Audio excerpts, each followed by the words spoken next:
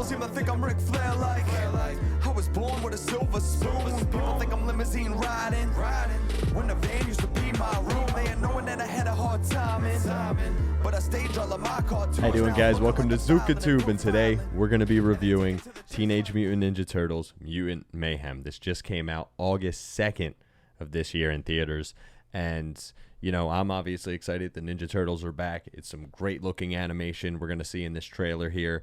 If you've already seen it, obviously you know it's very Spider-Verse-esque kind of animation, which was really cool, drew me right into it. But does this hold up to, you know, the Teenage Mutant Ninja Turtles you know and love? Obviously, we've come a long way from the original comic, more brutal version of the Teenage Mutant Ninja Turtles, but from obviously what we remember, well, what we had with the live action movies back in the day, and then the cartoons and stuff. Before we get into it, like, comment, share, subscribe, rumble, all that jazz. I'm going to go through, play the trailer, talk a little bit about the film, give you my review, and then we'll do some spoilers at the end. Let's get right into this trailer. We have a very important mission for tonight. A very important mission. Sometimes it looks borderline claymation. To infiltrate the human world and retrieve Go-Gurt. From Seth Rogen comes a movie that crushes. That's how you know it's a red flag, Seth Rogen. Amazing, insane. Made All right, awful tell me animation. more. We'll get into April. Cool. That seems very dangerous. See danger for breakfast. Actually, I eat pizza with bits of waffles on it. Again, Cena, only ones who can do Chan this. in this. You can tell, Seth Rogen, these are all red flags right now. I'm awesome. We're brothers. We fight together. I do? Oh, I do! Oh, I sound like such a leader. And you ruined it. Ninja Turtles. Remember, don't let any human see you.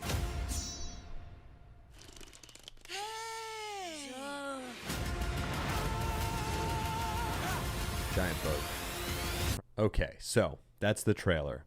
Now, here for the summary, right? We have, after years of being sheltered from the human world, the Turtle Brothers set out to win the hearts of New Yorkers and be accepted as normal teenagers. Their new friend, April O'Neil, helps them take on a mysterious crime syndicate, but they soon get in over their heads when an army of mutants is unleashed upon them. Okay.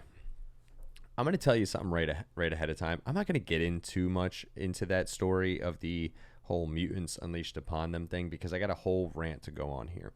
This whole movie destroys the origin of the Teenage Mutant Ninja Turtles, of Splinter, you know what I mean? The whole deal. Because, yeah, they do get transformed with the radioactive ooze and all that stuff, but the, you know, way they get created, the way Splinter gets created is totally changed. He is not brought up, you know, among like a ninja clan with a ninja master that he watches and learns from and all that kind of stuff. None of that stuff happens. He teaches them to despise humans, to constantly refer to them as like people that will milk them. Like, it's so weird. And he's got like an afro early on. It's real bizarre. And like he teaches them self-defense by making them watch martial arts movies. And with that being said, that origin is gone, you lose the entire aspect of a shredder. And so this film goes with the idea that it's like a X-Men-esque film of mutant scorned, where these mutants are created by this evil scientist guy who's mutating them and with the radioactive ooze. And this guy feels that he was wronged by the humans, and the humans are evil and all need to be exterminated, you know, and they all need to be turned into mutants. And these guys get in over their head, taking on, you know, the Ninja Turtles I'm talking about, get in over their head, going out into the public, trying to face the public and win over the public and fight some crime. And then they run into this major situation, which you see in the trailer with the giant bug and all that. And I won't get into how that all happens. That you have to watch to find out. But you know, you see also that they run into April O'Neil. Now, April O'Neil, I have another problem with. This is just a ridiculous, like, short, fat, like, kid tokenized version of April, and it's so annoying, and they made the generic, typical kid, like, wanting to be an investigator, helping them along, and saying goofy jokes the whole time, and it's like I didn't like the sidekick character at all, and the way they portrayed her, it's just a joke. This film is really awful. And aside from like now there's stuff for a kid, they would really enjoy this, where you would go through and there's some good little banter between them and the action scenes and the art direction and everything. It's fun, you know. But if you're a Ninja Turtle fan, when you watch this, especially if you like from the comic books to the conversion to animation and live action, you really definitely, this is like really strayed away from that. So that's hard for a lot of people, at least for me. You know, let me know if that's different for you. But with that being said, like I would give this like a 3 out of 10. It's not good. It really made me aggravated the whole time. And another thing I have an issue with, you know, is something that's at the end that I'll get into, but that's in the spoilers section, which we will get into right now. 3 out of 10. Let's get to them spoilers.